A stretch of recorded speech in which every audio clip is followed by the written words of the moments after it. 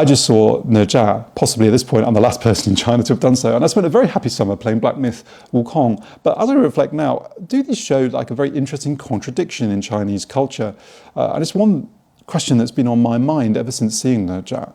Like, when I was first preparing to come to China, and you read all the books about them in the West, everyone always tells you the Confucian society is very hierarchical. Now, this is obviously a stereotype. And there's a grain of truth in it, but as you live here, you realise that it's not entirely accurate. But nevertheless, China, for thousands of years of its history, did live under a very hierarchical system of Confucianism where you're meant to know your place. But then why is it that the most enduring and popular of Chinese folk tales, like哪吒, like Sun Wukong, why are these people who are anti-authority figures, they spend their time thwacking celestial bureaucrats and giving their middle finger to fate? Well, I think in many cases, hierarchy breeds friction. You can just imagine hundreds of years ago as people withstood another lecture from some kind of scholar or philosopher on the duty of knowing their place and how it makes society harmonious. You can just imagine them just rolling their eyes to that. Hierarchy breeds tension, I guess, and that tension explodes into art. And so can you explain people's love for characters like Sun Wukong or哪吒as some kind of maybe even collective therapy for a society straining on the weight of its own Confucian ideals?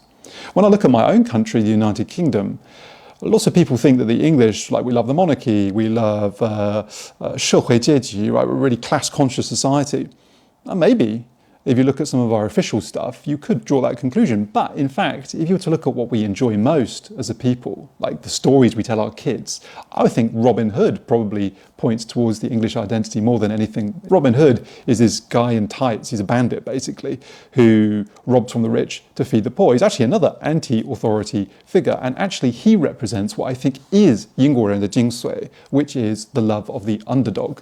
So here's my interesting question, or a question I want to pose to you. If you want to learn about a culture, whether it be Chinese or English, is it better to get rid of all the history and philosophy books and instead focus on the stories that people like and that people tell each other, the stories that have been around for hundreds of years? I think they capture the humanity of a culture much better than any more official sources perhaps could. You could summarize it thus: philosophy preaches, folklore confesses.